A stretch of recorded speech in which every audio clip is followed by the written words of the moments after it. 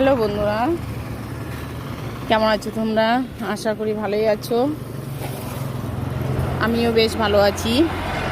এখানে আমি ব্রিজে দাঁড়িয়ে আছি, যাচ্ছি, বাজারে যাচ্ছি, আর দেখছি এই যে একটা ছোট্ট নদীটার মধ্যে কোনো জল নেই, হালকা একটু জল আছে মাঝের মধ্যে শুধু, আর চারদিকে জঙ্গল হয়ে আছে।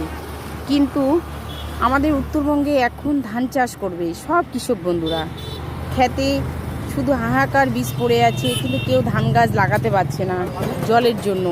কিন্তু এখানে উত্তরবঙ্গে আমাদের কৃষক বন্ধুরা কি কষ্ট করে আছে, ধুধু পড়ার জায়গা পড়ে আছে, কিন্তু ধান গাছ যে রোপণ করবে সেই এখন ব্যবস্থা পাচ্ছে না। সবার ঘরে তো স্যালো বা মোটর এসব নেই, পরিস্থিতি অনুযায়ী সব কিছুই হয়।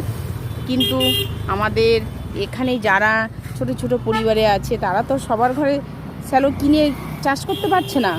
তাহলে তারা শুধু অপেক্ষা করছে কখন বৃষ্টি হবে, আর কখন আমরা ধান গাছ লাগাতে পারবো।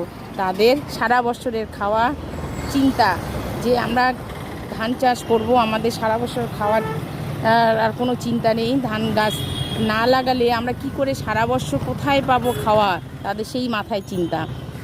আর এই জন্য বলি, আমাদের আমাদের প্রতি কত রুষ্ট হয়ে আছে। দেখেন, বর্ষা এসে গেছে কিন্তু আমাদের এখানে কোনো জল নেই, শুধু হাহাকার করছে।